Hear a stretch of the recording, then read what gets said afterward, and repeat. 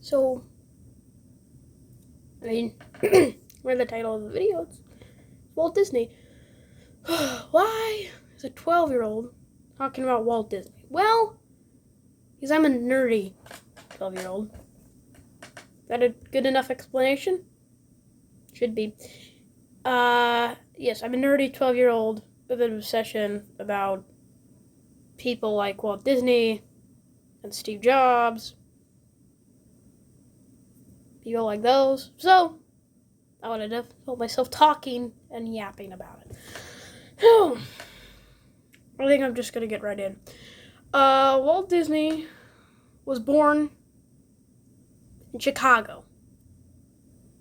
Not a place you would expect Walt Disney to be born. His actual full name was Walt Elias Disney. He was in Chicago, and Chicago was not a very safe place at that time. It was very had a lot of crime. Actually, Al Capone set up his base in Chicago, so you can tell that it was a really bad place to live. And so his father, Elias Disney, decided that they had to move. So they went to Missouri, and Marceline, Missouri, to be exact. And they bought a farm, and they lived there. And I think it would be a good time to talk about how this farm was. It was beautiful. It had trees, streams, flowers, rabbits, kind of like a Disney movie.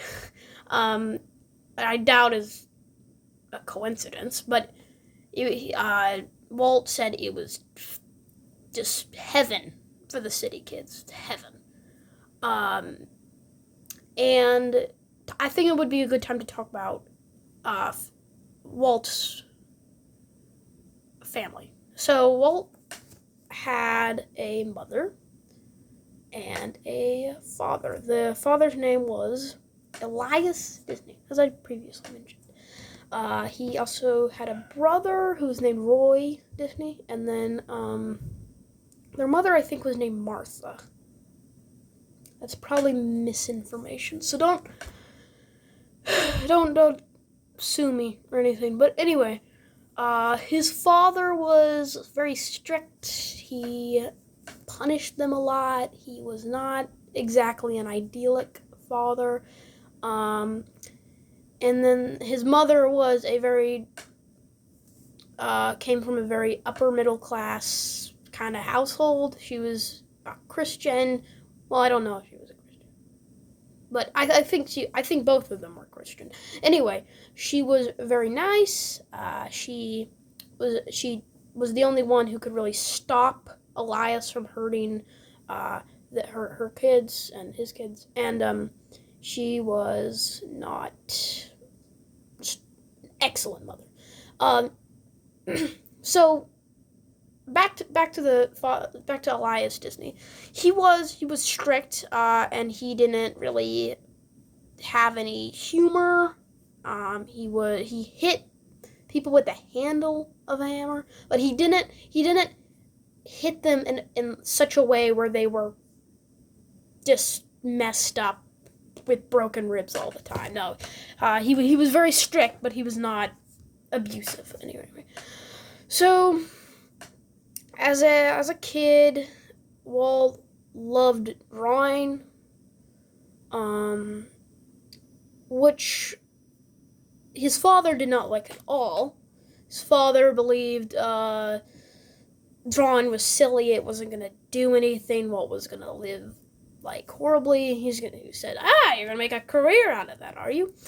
And instead of drawing, Elias put them to work at a paper route. So he gave them a paper route, and he instructed them to go around delivering papers, and they didn't just throw the papers. They had to go, put the papers down on the doorstep properly, and they had to wake up very early to do this. And then when they went to school, even Walt was well, I mean, he woke up very early. He didn't get good sleep at night.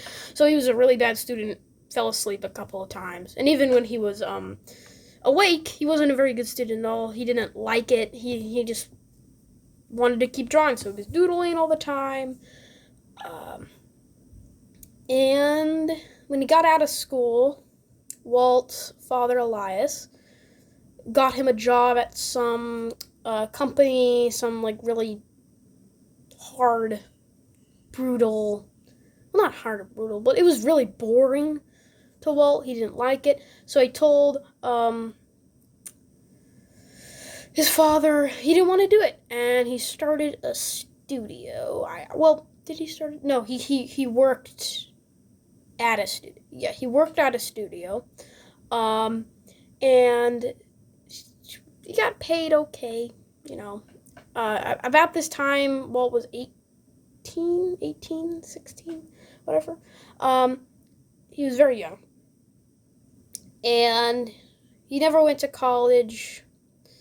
And I would like to mention at this point, Walt was not he wasn't extremely talented. He was pretty good because he was just so obsessed with it, but he didn't have any natural talent that made him an exceptional artist. At this time in the studio, he met Ub Iwerks, who was actually the original person who drew Mickey Mouse. So Ub Iwerks was an incredible cartoonist, so good, and Walt just envied him for that. But they were very good friends. So they worked, and then the studio Walt was working at was going on very bad financial times. So Walt had to leave, and he started a studio called Laugh-O-Gram Studios, and he made little cartoons for the neighborhood. And Ub Iwerks came with him. So, and he had a couple more cartoonists and animators coming with him. But animation... Sorry about that. Where was I?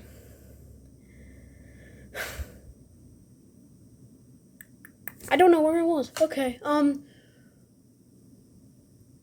Tell me in the comments where it was, because I don't remember. But anyway, I think I was talking about him going through the studio. No, Iwerks. Yes. Yes. So he started the studio, and it was around this time, I think, where he made his first big character. This was his first adventure, or his first big break, I guess you could say. He created a little animal with big ears, and it is a serious character. Now you're thinking, probably, Mickey Mouse. This was not Mickey Mouse. This was someone called Oswald the Lucky Rabbit, who... Have you ever heard of Oswald the Lucky Rabbit? Probably not. But it was a big deal. And he was... what am I talking about that? No, I was talking about... Remember that. Let me go back. I'll explain something. Animation was new at this time. It was exciting, and Walt was experimenting with it. You know, he liked cartoons, but that was only drawing at that point. It was not really animation. So he started experimenting with animation, and it was really... There was no college degree for it at this time. It wasn't even, 20 years old yet. So he was studying, he was obsessed with it. That's one thing to mention about Walt Disney. He never really dabbled in anything. He was obsessed with it. He was either obsessed with it or completely oblivious to the fact that it existed. Kind of like Bill Gates. So he was obsessed with animation, and that brings us back. So he created Oswald the Lucky Rabbit, made a few cartoons, and then he met Charles Mintz. Yes, and this was under Laugh-O-Gram Studios. This is what he created with Laugh-O-Gram Studios. So Charles Mintz was financing him, paying him for cartoons, and they were doing really well. So Walt went over to Charles Mintz and said, "Hey, they're doing really well. pay me a little bit more. And Walt Disney, or no, Charles Mintz, as I like to call him, lowered his pay. And Walt said, "What?" And Mintz showed him his contract. Walt didn't own Oswald. Mintz did. And this was really, really terrible for Walt. Mintz hired or took away Walt's animators, made him into his own studio, and Walt was basically broke. And he was at this time working on something called Alice's Wonderland. It's not something involved with Alice in Wonderland, like the future thing that they did. It's very different. It was kind of it was basically about a little girl who went into this wonderful world about animation. Most of these things at this time were a little bit of animation, but mostly real live action. And it wasn't that. It was a little bit of human real life live action. And then a world of animation. Very difficult. And Walt was working very hard on it. And it eventually flopped, I think. It was good, but it flopped. And I mean, this was really bad. You can't do this. Well, what am I saying? I'm so bad at this. Oh my goodness. Okay. Never mind. I don't even know about Alice Wonderland. Just probably misinformation on my part. You can go Wikipedia it or Google it. I don't care. ChatGPT it. I don't know. Anyway, Walt was broke. So he did the most dirty side hustle he could think of. He started going to the richest neighborhoods in town and started talking to them and telling them, "Hey, I can draw animations for your kids if you give me money." Yeah, that's what he did. And he did this for a while and eventually got a little bit of money. And he spent this money on a train ticket to go to LA, Los Angeles. And he actually pondered on going to the live action industry. Animation wasn't really a big deal at this point. But he said no, and this is when the story kind of gets... There's two sides to the story, but one of them is on the train. He was talking. He was planning with his wife. He had a wife now. Sorry. And they were just talking, planning up different characters. Finally, Walt had this idea. The little character he called Mickey Mouse. It was really called Mortimer Mouse. Can you imagine the alternate universe where we say Mortimer Mouse? Probably would never have been as sensational, but whatever. Did this. Made this new character. And then there's another story which says he was in a room brainstorming with Ub about a character, and then they came up with Mickey Mouse. That story is probably more likely, but I like the first one because it's more magical. But anyway, and dramatic, but whatever. So they had Mickey Mouse, and they started developing this animation called Plane Crazy about a mouse who tries to impress a lady mouse with making a plane and then flying the plane. And yeah, that was kind of what it was. And nobody wanted to take it at first. Nobody wanted to put it in their theaters. So, Walt decided, you know what? We need to make animation with sound. I know what you're thinking. Animation had no sound. Yeah, animation didn't have sound at this point. It was completely silent. So they made what you might know, Steamboat Willie.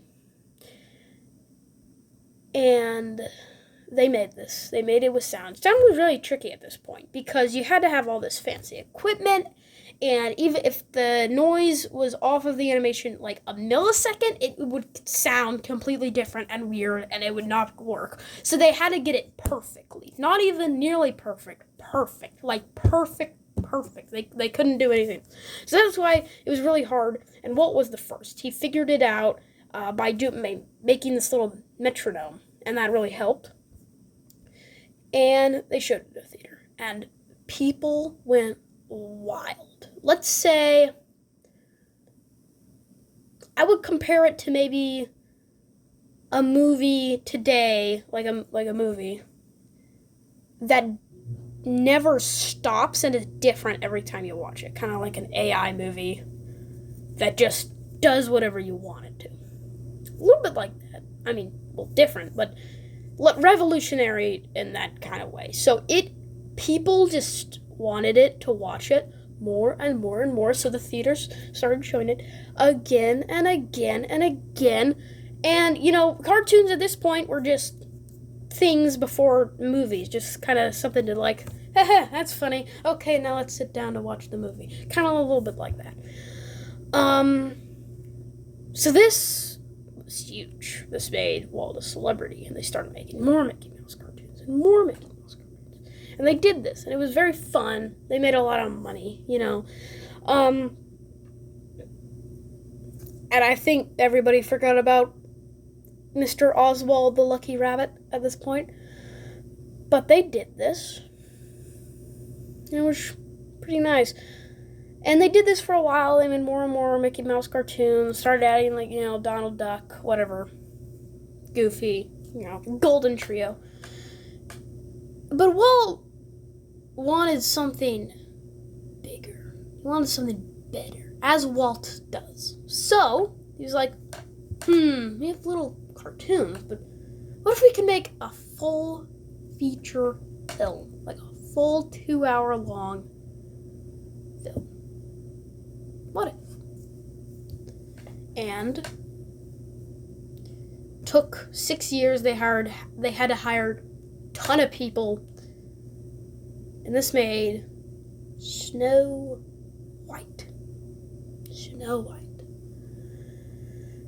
This was the first animated film that was past 2 hours long, I would say. So they had to borrow a lot of money to make this work. A lot of money, like $1.5 million. At that time, what was it? Maybe the 30s or 40s. So a dime at that time was valuable. So $1.5 million was a lot of money. But I think it's time. So before I talk about the success of Snow White, I want to say about some past events to catch up on. First thing to mention, Ub Iwerks left because he was jealous of Walt. Ub Iwerks drew Mickey Mouse. Walt Disney couldn't even draw Mickey Mouse. Not one. So Ub was really angry. He was jealous. He felt like he wasn't getting enough credit. And he left.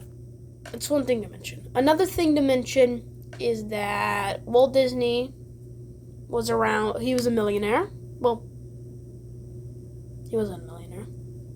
He was a thousandaire. Thousandaire at that point was pretty good. So he bought a nice house. It wasn't luxury, extravagant, like it wasn't a magical castle. But it was pretty nice. He had some kids. He adopted one, and he was very fierce about his adopted kid. If someone said, "That's not your child, you just adopted her," he'd be like, "No, she is my child." So yeah, pretty nice dad. Yeah, so they made Snow White, and it made $6 million globally, And it was the top feature film of that time. So not even just top animated film, top feature film. So live action included. So $6 million back then. They made huge profit, and the Walt Disney Company was doing very well. Yeah.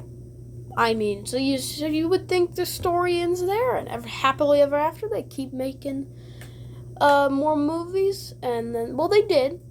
I mean, Pinocchio and Dumbo. It wasn't as good as Snow White was, though. I mean, I like Snow White, I like Dumbo, I like Pinocchio to an extent, but they weren't hugely sensational as Snow White had been, because people were like, full feature film, animated, ah! And then they were just, when Pinocchio came out, they were like, stupid. I mean, like, you already seen that. Why wouldn't you see it again? So they weren't huge successes. Another part of this was World War II. That knocked out a lot of European nations, so that, of course, damaged their revenue. And Walt was also making military films at this point about you should support the cause, fight for freedom, haha, donate money, become a soldier. And then he was also doing films for the military about how to use their weapons, how to use their equipment, stuff like that. This caused, around this time, there was also a strike at the Walt Disney Company because it wasn't a magical place to work anymore. It was more like an assembly line or a factory. It wasn't like, when Walt and his boys were having fun making paper airplanes and drawing little sketches of walking sharks or whatever. I don't know. So, I mean, it was a pretty bad time. They pushed through, though. I mean, it wasn't like Pinocchio and Dumbo were flops. I mean, they were okay, but... And then, after this, they started making more Mickey Mouse. They were still doing their stuff. And they decided, and Walt, they didn't decide. Walt, became pretty obsessed with trains. Now listen, so I don't really understand trains. I'm not trying to... I know people like model trains, and they're into that. But Walt was, really obsessed. And I guess you can have a hobby, but when you have a multi-million-dollar business to run, I don't think you should really be just, playing with trains all the time. But he was. And he started making bigger and bigger trains and making little towns around them. And he hired people to help him make these little villages around the trains. And he called these little villages Disneylandia. And which was soon shortened to Disneyland. And he began pondering, what if there could be a full-size city? What if we could have a little mock city with a spaceship and roller coasters and rides and town, and it could be full-sized with a train going all the way over it, around it. I mean, if you were at the Walt Disney Company and someone told you, Mr. Walt is playing with toy trains all day, I think you would begin to think that maybe Mr. Walt had lost his marbles. I'm pretty sure there were some people who did. But, Walt was determined. And when he talked to people about this who didn't listen to him, he just walked away and was like, people don't understand my dream. And, the amusement park business wasn't huge. At this time, a lot of them were failing. It wasn't a good business to go into, they said. And Walt didn't care. So he started developing Disneyland. He bought lots of land. Lots of it. And, He worked on it. A lot of people didn't understand it. They were like, it'll fail. It'll flop. It'll do horribly. The whole company will go under. Well, didn't listen. So he did it. A lot of people were like, can we make this cheaper? And also, how do you think we're gonna do it in a year under this little budget? I mean, yes, he did think he could do it in a year. I can't remember what his budget was, but he did meet his deadline. But we went through when he slashed. Didn't slash. Well, what am I trying to say here? He went way over budget. It's sort of like $15 million or something. A lot of money back then. 10 times what it cost to build, make Cenobite. Why did it cost that much? Because Walt was a perfectionist, and he wanted everything perfect and every detail intact. And a lot of people were like, hey, can we just get this cut glass instead of that stained glass? It's a small detail, and it's way cheaper. Walt said no, because what's going to be different about Disneyland is the detail. We need to have the detail. And he made all these lands to split Disneyland into Fantasyland, Adventureland, Tomorrowland, all these lands. He also made something called Main Street, which was a little center of it all. Well, he made 2 other lands. I can't remember them. Did this, and they sold some tickets. Well, they sold a lot of tickets, tens of thousands of them. But there were a lot of counterfeit tickets, like a lot of counterfeit tickets, because everybody wanted it. There were a lot of problems. People's shoes got stuck to the asphalt on Main Street. And then there's just a lot of problems going on. I mean, I guess maybe there wasn't enough bathrooms or whatever, but it was a sensation. They made so much money off of the first day opened alone. He also signed a deal with ABC, I think. Maybe it was ABC, that was like his show to tell everybody about Disneyland. Disneyland! Everybody come. It will be magical and wonderful.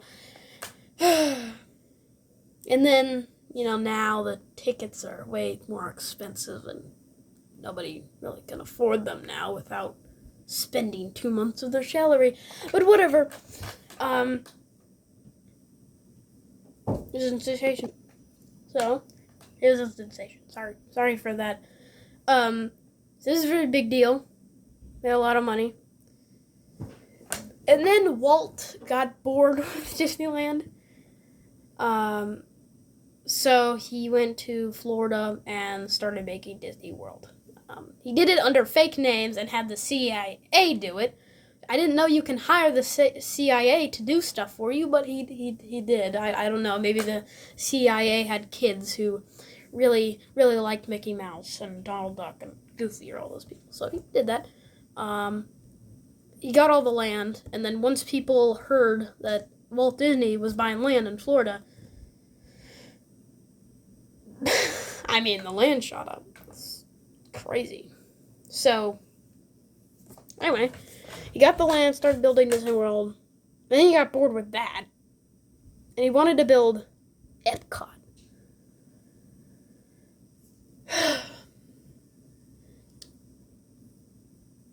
So, Epcot was this little... It was going to be Walt's life work. So when he was building Disney World and Disneyland, and, Disney World was finished, it was doing very well. He was like, well, I mean, it's a fake city, but what if I could build a real city where people could live and play and work?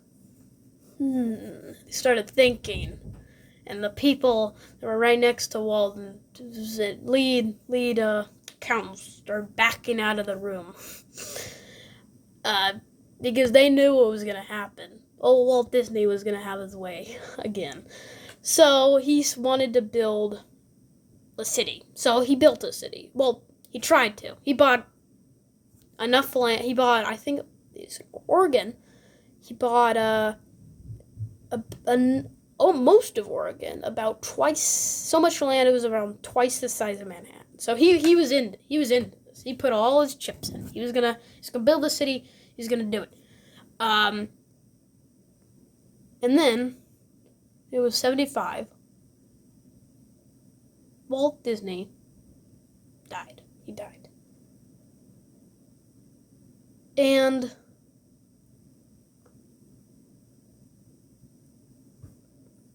he died from lung cancer. It was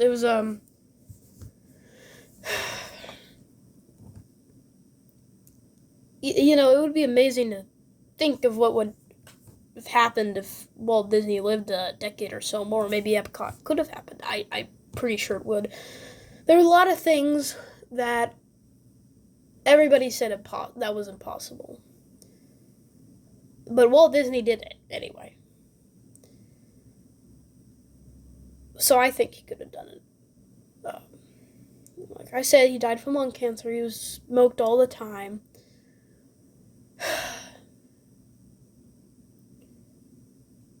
You know, I've been very fast-paced with this. This is a 30-minute, there's podcast episodes that are 2 parts, and each one is like an hour to 40 minutes long.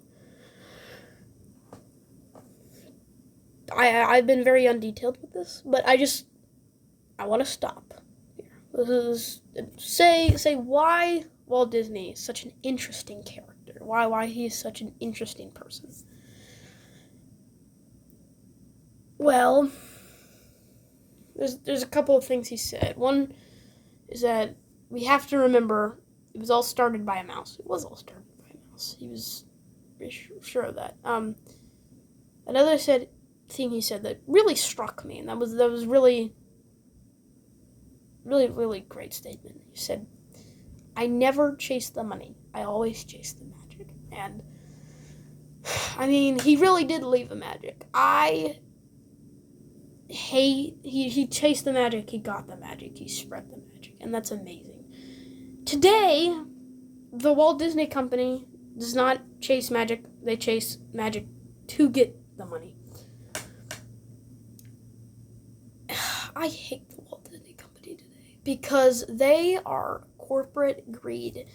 I just hate the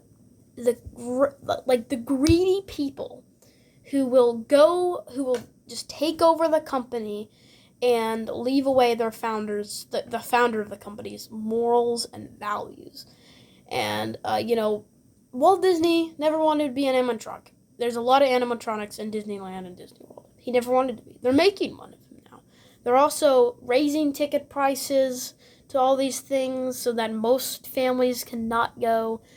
And it's just getting, they're trying to squeeze every last dollar, which is never what Walt Disney wanted. It's really sad to me. But what can we learn? What is the true lesson of Walt Disney's life? To me, it is that if you chase money, you'll never get to a position of legacy that cannot match. Let me rephrase that.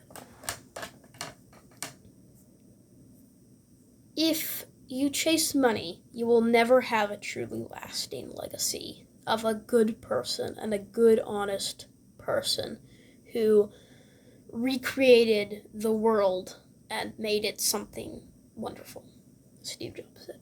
So I'm going to do Steve Jobs next because he's also, Walt Disney and him, those are my 2 favorite people to look up to. And that's Walt Disney's life. I was very undetailed for that. For a few things, such as Alice's Wonderland, I might have messed up the timeline along the way. I just want to say that. I will study Steve Jobs' life before I review his life in the next episode. But for now, thank you. This has been Forced.